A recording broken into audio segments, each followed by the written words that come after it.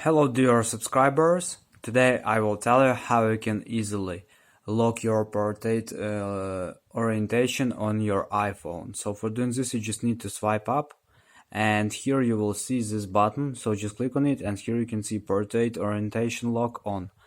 So now if you want to do in landscape orientation, it won't turn your display. So if you want to turn off this portrait orientation lock, so just swipe up again and just click again on this button, and now you can see portrait orientation off. So now you can also just go to landscape display and it will work. It will turn your screen to landscape.